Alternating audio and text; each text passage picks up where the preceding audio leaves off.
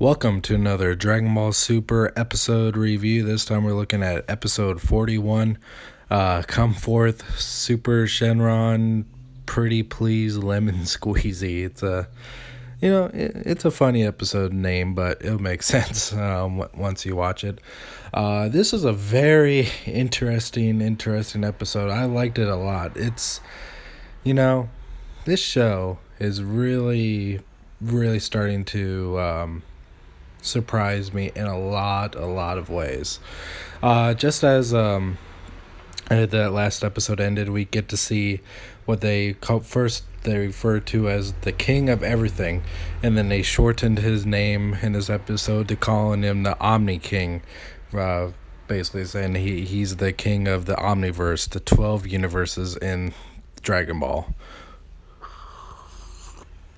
Pardon me while I have my coffee. It's a really strange but cool concept, that just a god hierarchy just keeps on getting expanded and expanded. And so the Omni King is this really short little innocent fella. Sounds like a little girl, but it's a man supposedly, and he has two bodyguards, and Beerus and Champa are scared shitless of him. Whis and Vados are kind of indifferent about him, but Elder Kai and the Supreme Kais of the Universe 6 all have a great respect for him. First, when he shows up, he's asking questions about why Beerus and Champa have been neglecting their duties as gods of destruction, and Whis and Champa kind of give almost kind of like they're telling on them, like all the things that they don't do, that Beerus only cares about eating and sleeping, and Champa is really out of shape, and he makes fun of Vados' food, saying that it's really bad tasting. And Omni King says that he's going to appoint new gods' instructions, and Champa and Beerus look devastated, but then Omni King goes, "Just kidding." So this Omni King has a sense of humor, and then he comes up with the idea that he actually liked what they're doing about determining between the 6th and 7th universe, and he says that sometime in the future he wants a tournament between all 12 universes. So I'm really digging that idea. It's going, is that going to be the rematch between Goku and Hit? Maybe. So Goku says that he really digs that idea and starts talking very casually to the Omni King, and everyone is just so tense, Goku's being so casual talking to him, and he goes to shake his hand, and even his Omni King's bodyguards are sweating, their eyes get real big, but then Omni King shakes his hand and lifts up and kind of giggles and says, "You're an interesting fellow," and Goku just kind of laughs, and he goes off. So Omni King and Beerus says something that if Omni King so wishes, he could destroy all 12 universes in an instant. I'm not sure if that just means that he's really that strong, or he just has that much control over everything. But even Goku made the comment that he didn't look like he was that strong, so I don't think it's really a strength type thing. It's more just that he's the creator, or he's he's the god of everything. So now that the tournament's over, everyone leaves. It's up to Beerus, Whis, and everyone to go find the 7th Super Dragon Ball. So Bulma gets out the Super Dragon radar. They can't find the 7th Dragon Ball anywhere. And then Monaka, who is actually a map technician, as he describes, he gives some sort of vague hint about the radar, and they zoom back in and they see that the 7th Dragon Ball is right there with them. They don't know where. So they zoom out, they get in the cube, fly out, and Whis uses his staff to break the planet apart that they were staying on, the nameless planet, and lo and behold, the last 4-star Super Dragon Ball was actually in the planet that they were fighting on, which should have been surprising since the planet was the same size as the Super Dragon Balls. So they got all 7 of them. Whis uses the language of the gods in a really funny, annoying, like voice to summon the god of dragons, the Super Shenron. Now, I knew in all likelihood that he was probably going to be big.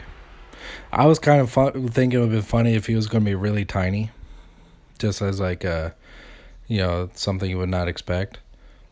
So when Super Shenron hatches, or he looks like he's in an egg first. He looks like he's about the same size as the Super Dragon Balls. Then he kind of expands. He gets a little bit bigger. His wings expand. He kind of flies around the sun. He's the same size as the sun. And he starts flying off. He grows bigger. You see planets start flying by him. And then he just poof, gets so big that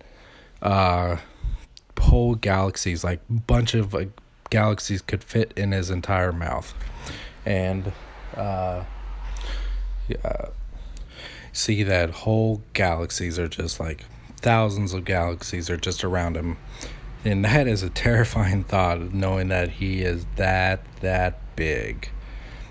So big that like basically the whole gang is inside of him in the cube, and they're basically just talking to his core consciousness, which is like a miniature version of the Super Shenron. So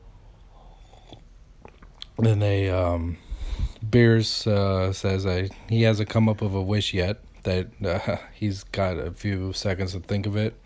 Apparently this dragon can only grant one wish, and then he comes up with a wish and tells it Whis in the god language of the gods. Whis tells it to him and then grants it. And then Bulma says, well, and then the dragon disappears. The Super Dragon Balls go scattering across the universes. And then Bulma asks Beerus what his wish was, and he says it's a secret. At this point, I was going to say, I actually said, fuck you, Beerus. If we weren't going to find out what he wished for a long time, I was going to be pissed. And then Beerus said he wished for a bed much more comfy than the one he has, which I would have been fine with, because that's kind of in line with Oolong's wish to the Shenron with the comfiest pair of panties. So the whole gang is led to believe that's what he wished for. And as Beerus and Whis were heading back to her planet,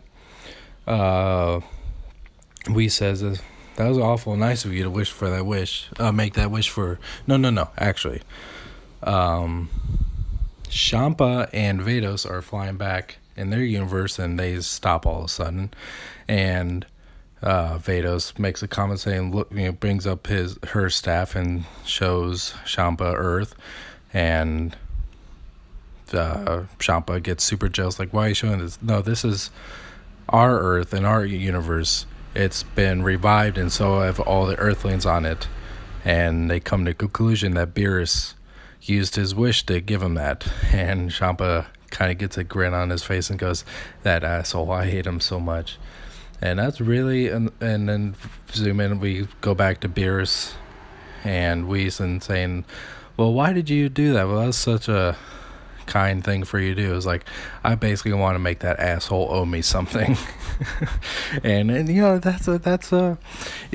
I'm really happy with the way that turned out. I mean, it makes me I've already really liked Beerus. He's among my top favorite characters, but this is a really interesting character development for him. A god of destruction actually making a wish to create a planet not for himself. Is this like a type of effect that Goku's more influencing on him? I don't know. Really interesting. Entire time, Goku still believes that Monaka is the strongest, and we see Monaka get in his silly kind of almost like janitor looking gear. And that's it. The episode ends.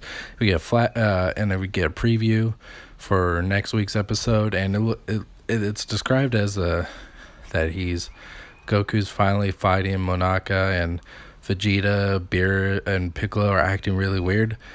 And I'm just thinking this is a dream episode. Monaka is like in a fighting gi. He's wearing Mr. Satan's belt. So I'm pretty confident that this is a dream episode. But only time will tell. Well, we gotta wait till next week. I really like this episode.